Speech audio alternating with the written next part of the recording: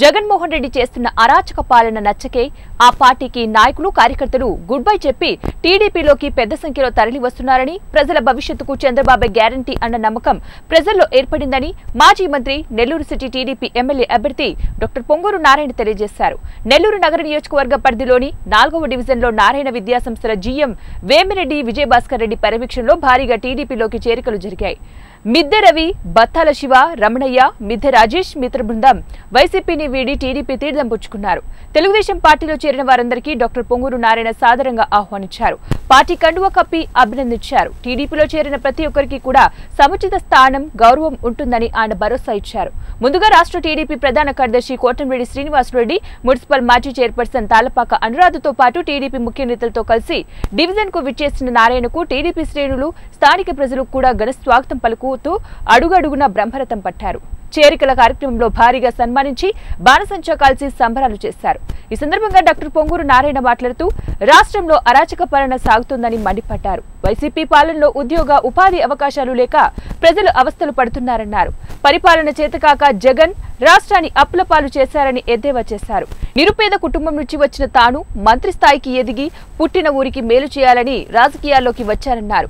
ఆ ఆలోచనతోనే నెల్లూరును ఎంతో అభివృద్ధి చేశారని తెలిపారు. తన ఆలోచనల మేరకు అప్పటి ముఖ్యమంత్రి చంద్రబాబు నాయుడు ఎంతో సహకరించారన్నారు.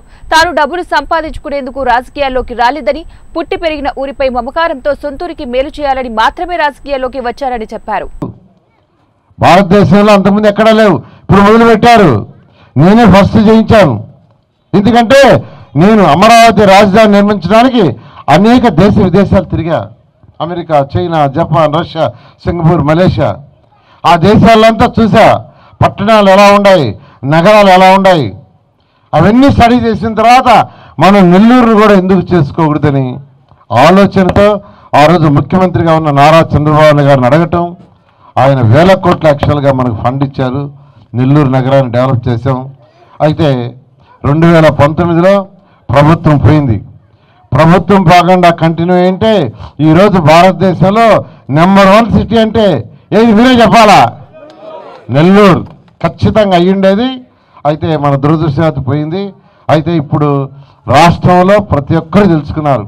నేను ఎక్కడికి పోయినా అయ్యా ఒక ఛాన్స్ అంటే ఇచ్చాం, పొరపాటు చేసాం, మా పిల్లలకు ఒక్కరు కూడా ఉద్యోగాలు లేవు, డెవలప్మెంట్ లేవు, బాగుంది అని ఆ పెద్ద కుటుంబ రాజకీయ నాయకుడు నారాయణ గారిని ఈరోజు పొగట్టడం జరిగిందని చెప్పి కూడా మీ అందరికీ నేను మనవి చేస్తా ఉన్నాను సోదరులారా. అయితే ఈరోజు ఒకటి జరుగుతా ఉంది నెల్లూరు. మనం అందరూ చెప్పగలగాలి, నారాయణ గారు చేసిన పనులు మనం అందరూ చెప్పగలగాలి. వైసీపీ ఈరోజు వైసీపీ ఎందుకు ఓటేయకూడదు? ఏమ్మా మిమ్మల్ని అడుగుతున్నా, ఈరోజు కరెంటు బిల్లులు బాగా పెరిగిపోయినాయా? నువ్వు చెప్పావు కదా, వాళ్ళు చెప్పాలి ఆడవాళ్ళు. ఏమ్మా కరెంటు బిల్లు పెరిగిపోయినాయా? బాగా పెరిగినాయా?